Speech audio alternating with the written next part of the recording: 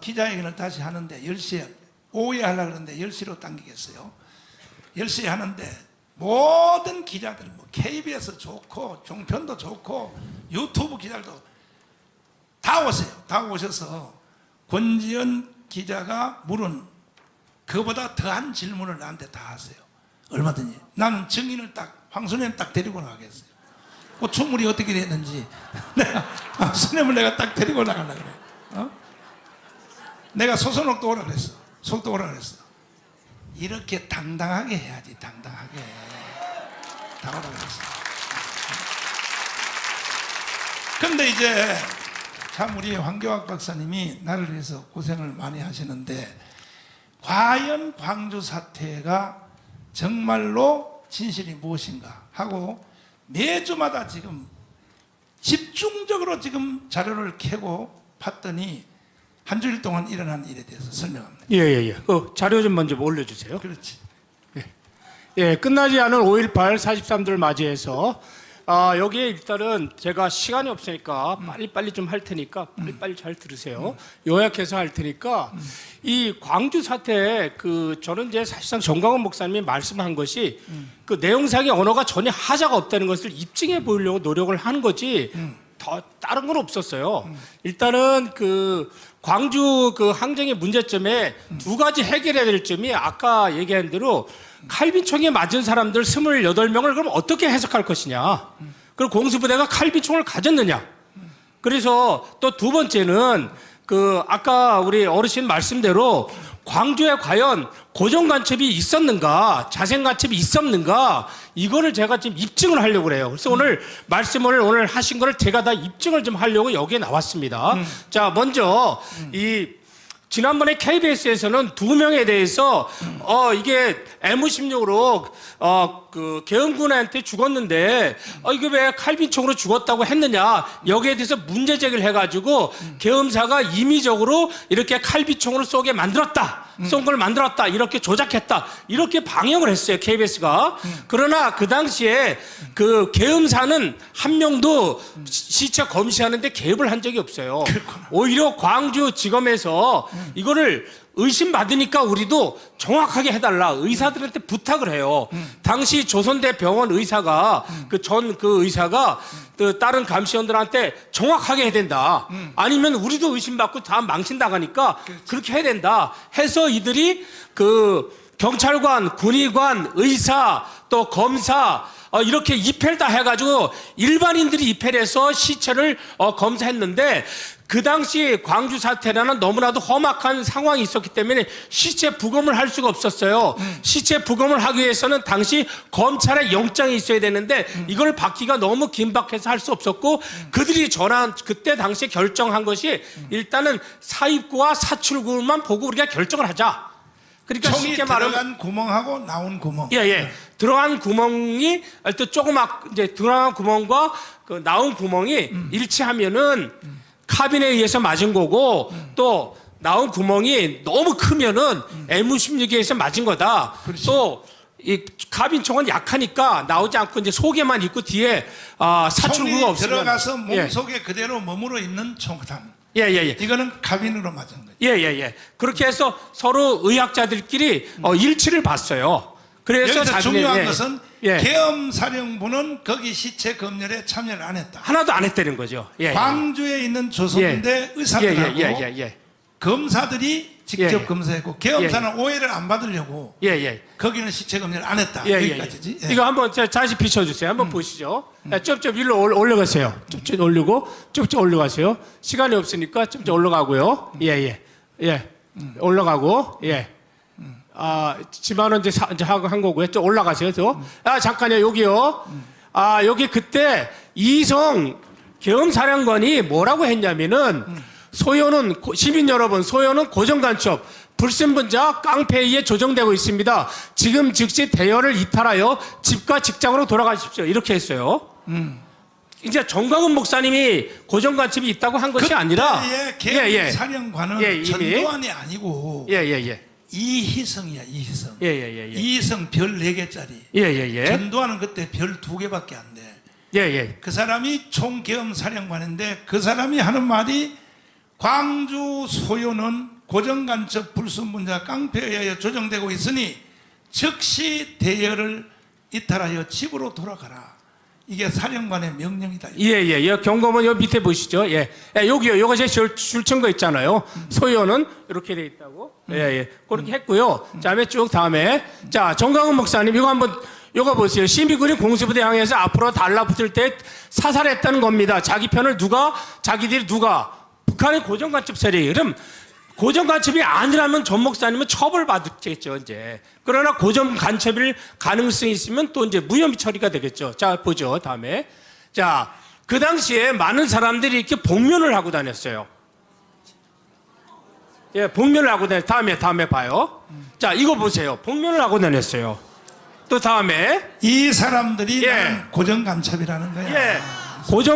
왜냐하면 당당해야 될 거 아니에요. 시민군님 다 내고 이들 자 보세요. 총 갖고 있는 사람 다 복면을 하고 여기서 총을 쐈을 확률이 굉장히 크다는 거죠. 예, 다 총 들었잖아요. 자, 이게 보세요. 자, 총 든 사람, 자, 복면을 했지어다.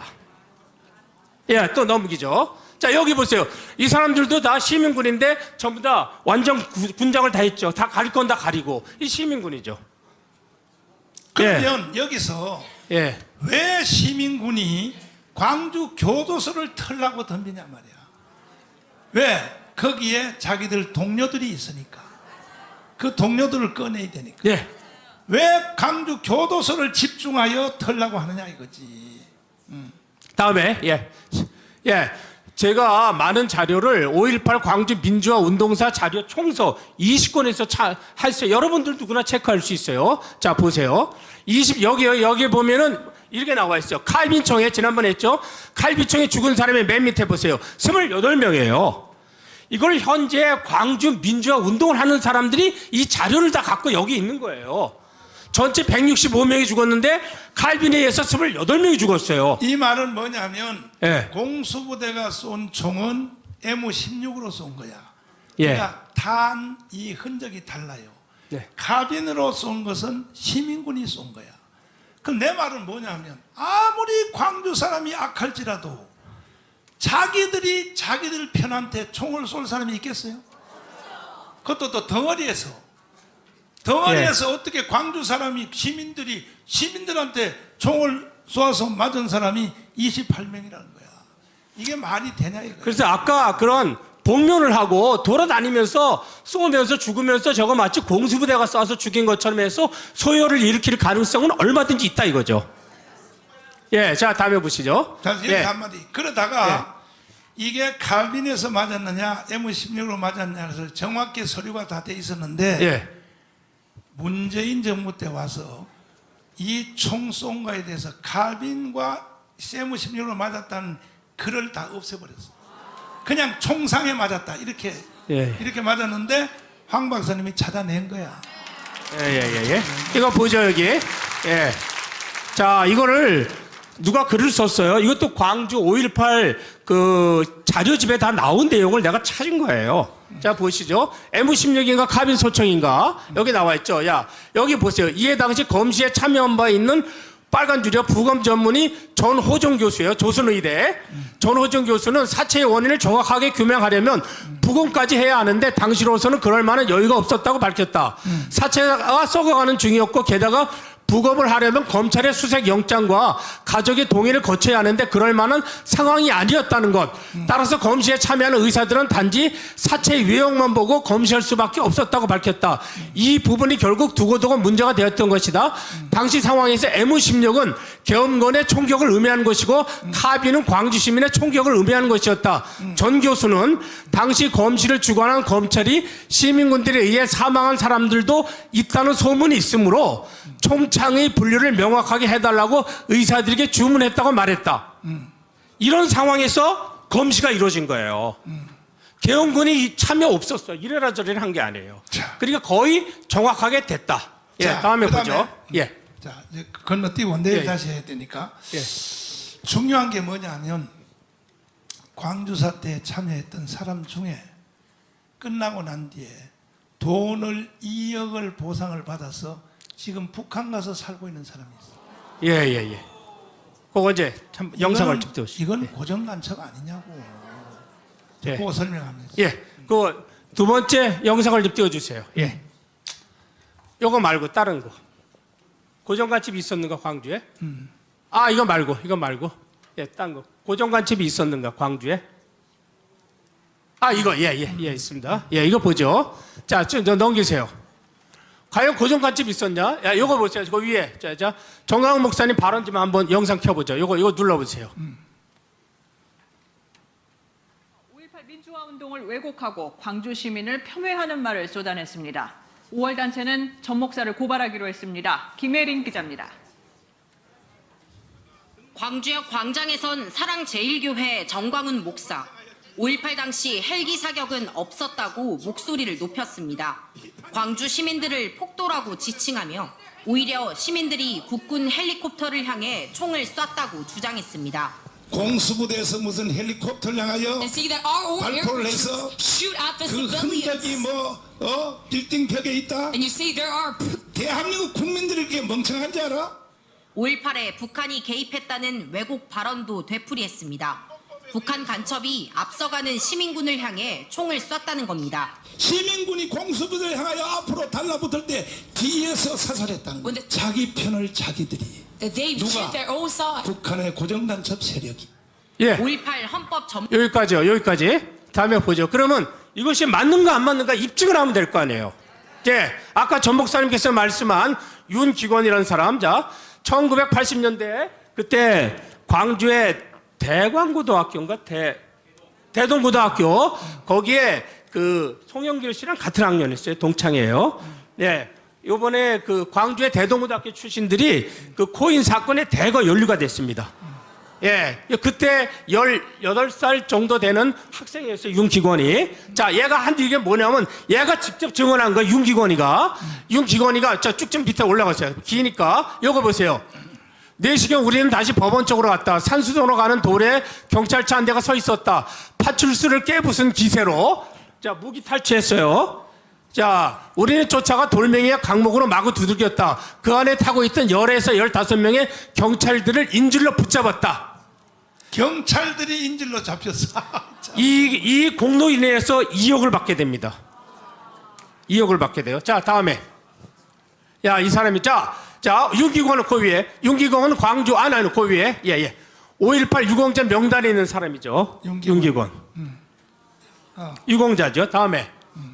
야, 이 사람은 그때 총을 맞아가지고 좀 부상을 당했어요. 총알이 좀 깊진 않고 스쳤어요. 그래가지고 윤기권이가 당시 광주 적시자병원에서 치료를 받죠. 자, 다음에. 야, 저기 나오죠? 윤기권 학생 적시자병원에서 치료받는 거. 다음에. 자, 야, 이 사람이 윤기권이 자, 바로 2억을 받은 다음에 1991년 3월 달에 북한으로 월북을 합니다. 더 위로 올려. 더위 사진을 위로 올려봐. 김일성 바지 달고 있는 거. 그래서 이 사람이 한 몇십 년 지난 다음에 북한 방송국에서 이 사람이 월북을 했다고 이렇게 냈죠. 보상금을 여기 있죠. 당시에 62년생으로 54살이고 송영길과 고교 동창인데 수령님 품에 안긴 지 36년 만에 70대 노인처럼 돼 있다. 북한 방송이죠. 예, 2억 받고 갔죠. 다음에. 지금 이 사람이 북한에 산다는 거지. 예, 북한에 살고 있죠. 지금 현재.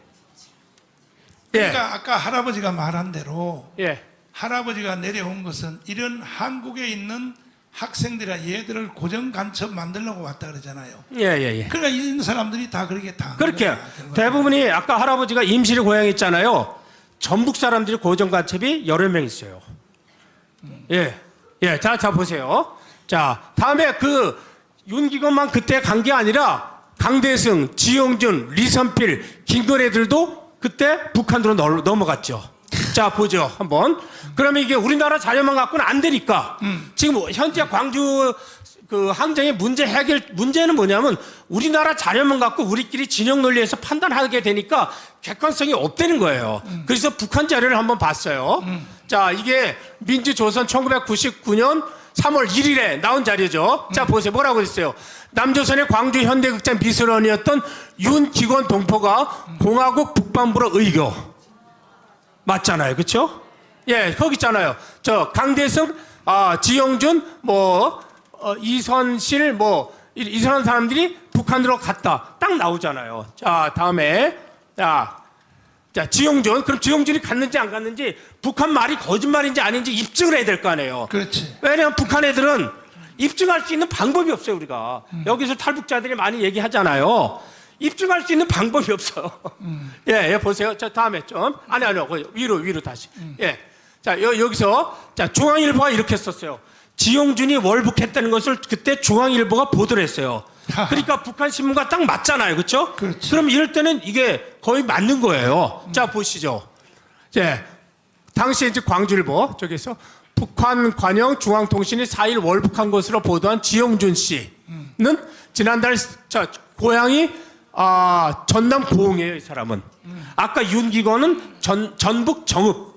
다 호남 사람들이 대부분이 고정관심이 많은 거예요. 아까 할아버지의 말씀이 그렇잖아요. 호남 사람들이 전부 다 거기다 전혀 안 된 사람들 다 오픈했잖아요. 그들이 나가서 계속 개척교회를 한 거예요. 예. 자, 보세요. 지 씨는 지난해 9월 이 호텔 종업원, 자, 무등산 온천 관광호텔에서 근무를 한 거예요. 야, 여기에 사표를 종업으로 채용됐지만, 예, 이 호텔 노조 설립 추진위원장을 맡아오다 지난달 10일 사표를 내 수리됐다고 밝혔다. 그러니까 노조위원장들이 이렇게 고정간첩들에 이런 사람들이 많이 있다는 하나의 증표죠. 자, 다음에. 자, 중앙일보. 그쵸. 그대로 나온 거잖아. 아까 중앙일보. 예. 다음에. 예, 보시죠. 자, 이선필. 통일뉴스 2002년 4월 19일자에 의하면 이선필이 승용차를 타고 북한으로 넘어갔다고 보도했어요. 아까 이선필 나왔잖아요. 리선필로 나왔죠. 자, 이것도, 자, 통일뉴스에 나왔어요. 우리나라 통일뉴스죠. 예, 월 납북자 평양방송의 대거 출연. 밑에 보세요. 빨간 줄. 예, 92년 2월 202 승용호를 몰고 의거했다는 이선필 씨는 도시 경영부문 기사 같은 같은 해 8월 일본 유학 중 월북한 김용희 씨는 이렇게 해서 소개됐다. 북한 방송이 월북한 걸 소개한 거죠. 다음에 봐요. 자, 광주 노동자 봐요. 고정간첩인지 아닌지 여러분들이 한번 판단해 보세요. 자, 북한 신문에 이렇게 났어요. 자, 이 신문이 1980년 7월 17일이요. 광주 사태가 난 지 얼마 안 돼서 나온 거예요. 자, 이 사람이 그때 죽으면서 아들한테 하는 거예요. 나의 목까지 합쳐 김일성 장군 만세를 목청껏 불러다오. 광주의 한 노동자가 아들에게 당부. 예, 이쪽 빨간 줄 보죠. 그는 또한 아들에게 김일성 장군님을 대를 이어 해와 달이 닿도록 영원히 높이 모시고 그에게 충성하여야 한다고 간곡히 타일렀다고 한다. 예, 고정간첩이 아니에요. 고정간첩일 가능성이 많죠. 예, 다음에 보죠. 다음에 광주의 천도교들. 자, 1981년 7월 14일 민주조선 신문이에요. 김일성 장군님은 온 민중을 손잡아 이끌어주시는 위대한 영도자이시다. 광주의 종교인들이 경애하는 수령님에 대한 열렬한 흠모의 정을 표시. 종교인들도 간첩이 많이 있는 거죠. 다음에, 예, 광주 대학 교수들이에요. 자, 봐. 조금 위로. 예, 통일현명당 목소리 방송이 전한 데 의하면 광주 시내 대학 교수들이 위대한 수령님께서 제시하신 고려 민주 연방공화국 창립 방안을 열렬히 지지 활동하고 있다. 아까 목사님이 말했죠. 주사파인지 아닌지는 고려 연방제를 지지하느냐 아니냐 이거 알 수 있다고 그랬잖아요. 아까 목사님 말씀이 그대로 다 신문에 있는 거예요. 그러니까 거짓 선지자예요, 참 선지자예요. 참 선지자죠, 그렇죠? 예. 예. 여기 보세요. 참 이게 통일형번가 여기에 하면 대학 교수들이 이렇게 지지를 하고 있다. 최근 김아무개 교수는 자기 집에 찾아온 이 아무개 교수와 현 정세에 대해서 이야기를 나누다가 조국 통일은 반드시 경애하는 수령님께서 제시한 방안대로 실현돼야 한다고 하면서 다음과 같이 말하였다. 광주 시내 교수들이 이렇게 얘기를 하는 거예요. 연방제 지지를 하는 거예요. 그러니까 고정간첩 중에서 여러 명이 광주에 있는 조선대나 전남대나 여기에 많이 침투해 있다는 거죠. 자, 예. 이제 이어서 내일 또 하고. 아니, 요거 하나 거의 끝났어, 목사님. 하나 몇 개, 요거만 하나 했어요. 거의 끝났어요. 예, 다음에, 예, 요거 하나, 여기 하나 또 하나, 손행심 학생이 있어요. 요거 보세요. 한 여학생이 광주의 전남대 여학생이죠. 손행심이라는 여학생이 광주 교도소에 위대한 수령 동지의 신년사를 걷다. 넣어주는 거예요. 전남대 여학생이. 다음에 자, 김일성 찬양 쪽지가 또 투표소에서 발견이 돼요. 예, 이거 보세요. 자, 민족의 태양 김일성 장군 만세. 광주의 한 투표소에 하면서 경애하는 수령님에 대한 흠모정을 표시한 글 쪽지가 출현했죠. 다음에 예, 자, 북한은 전쟁 맞아 중앙개혁 교양관 여기에 2명 보세요. 자, 조금만 더 올려보세요. 조금만 더 올려요. 시간이 없으니까 더 올려주세요. 자, 요거 이 두 사람이 한 명은 1989년에 정규진 박사가 또 월북했고 다른 한 사람은 훈구 씨인데 서강대학교 다니고 우리나라 군대 카츄샤를 제대하고 바로 월북한 사람이에요. 그러니까 군대에도 그 고정간첩들이 많이 있다는 거. 한번 이거 틀어보세요. 길지 않아요. 이거 한번 틀어보세요. 인민봉기가 있은 때로부터 이제는 37년이라는 세월이 흐르지 않았습니까? 네, 그렇습니다. 그때 여러분들은 그 남조선에서 생활을 했으니까 이 봉기자들의 그런 영웅적인 투쟁에 대해서 그리고 미제의 광주 비호와 상황을 사축을 보여주는 받은 거예요. 광주 전두환 상황. 군사 다 전시가 됐어요. 이 봉기자들을 얼마나 그 야속으로 탄압하고 학살했는가 하는 데 대해서 아마 보고 또 들은 이야기들이 많으리라고 생각합니다. 네. 그래서 여기 중앙계급교양관에 전시된 자료들을 보면서 그에 대한 이야기를 좀 나눴으면 합니다. 네. 중앙계급교양관에 예. 다 광주와 관련된 그런 사진이 다 게시가 된 거예요. 37년이 지났지만은 아직도 그때 일이 정말 생생합니다. 한마디로 말해서 이 광주인민봉기는 미제의 식민지 통일 주체 국민회의 의원이었었어요. 통일 주체 국민회의 의원. 계속 유지하려는 전두환 군사 파쇼 도당에 대한 남조선 인민들의 그 원한과 분노의 폭발이었다고 이렇게 말할 수가 있는 것입니다. 돌이켜보면은 1979년 10월 26일 이 박정희 역도가 그 김재규의 총에 맞아 사살된 이후에 남조선에서는 그 민주 세력이 아주 장성한 반면에 반대로 유신 잔당들은 몹시 그 위축 고립되었습니다. 여기에 그 극도의 그 위기를 그 느낀 미제는 저들의 그 충실한 주구인 그 전두환 놈을 갖다 내세워가지고 이 식민지 체제를 계속 유지하려고 이렇게 음모를 꾸몄던 것입니다. 자, 이렇게 요거 하나만 봐요. 목사, 요거 서강대 나온 거, 요거 다 됐어요. 요거 하나만 보죠. 예. 다시 클릭해 주세요. 요거. 짧아요. 굉장히 짧아. 조작된 것이 바로 1979년 12월에 있은 12.12 숙군 쿠데타가 아니었습니까? 그렇습니다. 저는 그때 서강대학교에 다니다가 괴뢰군에 징집돼서 미군 무대에서 카투사병으로 복무했습니다. 그때가 1983년 가을이라고 생각되는데 여기까지요. 이 두 명이 다 바로 군대에 있었던 모든 것을 갖고 다 정보를 북한에 넘겨주는 거죠. 고정간첩일 가능성이 굉장히 많은 거죠, 이들이. 자, 오늘 여기까지입니다. 자,